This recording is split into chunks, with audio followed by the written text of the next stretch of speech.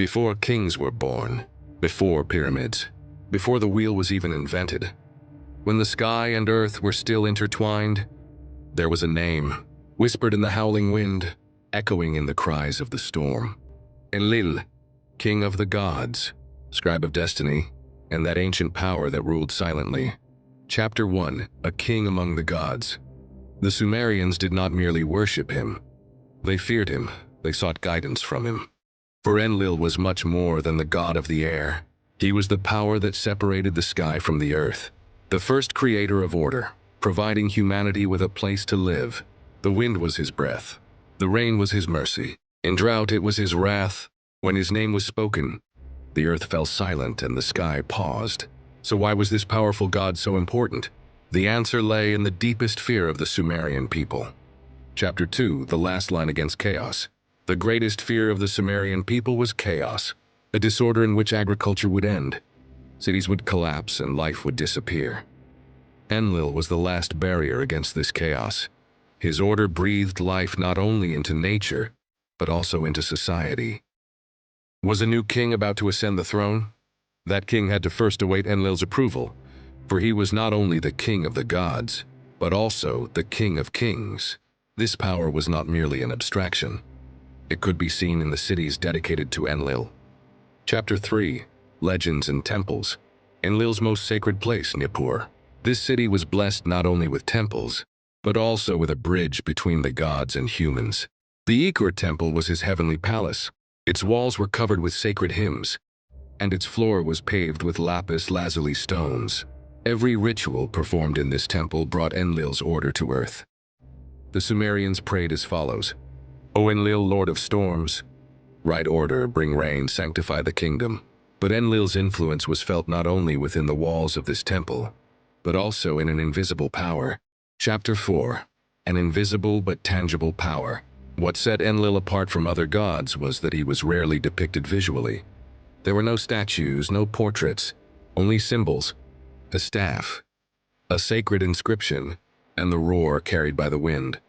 Because Enlil was invisible, but he was felt everywhere. Over time, changes also took place in the world of the gods. Power did not remain solely with Enlil. Chapter 5: Competition among the gods. Over time, power struggles began in the world of the gods. Enlil's brother Enki was the god of water and wisdom. He constantly softened his decisions and supported humans. And then Babylon rose. A new god shone in the sky, Marduk. With Babylon's political rise, Marduk was proclaimed king of the gods. And Enlil was stripped of his priority, if not his throne. But the tablets did not remain silent. The Sumerian people vowed not to forget Enlil, because his power lay not only in the throne, but in the language of nature. Chapter 6: The god who spoke the language of nature. Enlil's power was felt not only in cities, but in every movement of nature. The rain falling at the right time, the crops sprouting, the rivers not overflowing, these were his order.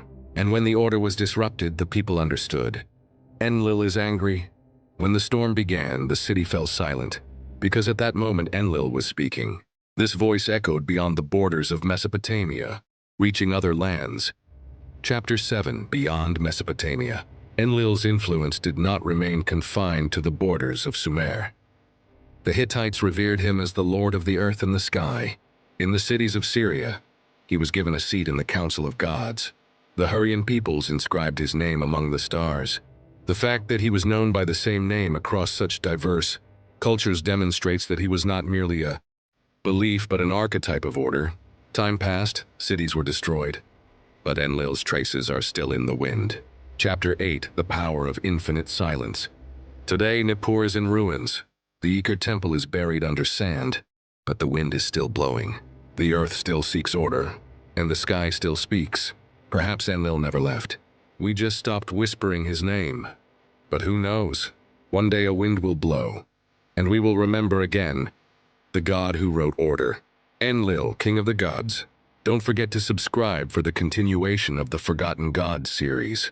In the next episode, we will journey to Enki's world, the god who tells of the wisdom of water, hidden secrets, and the helping hand extended to humanity.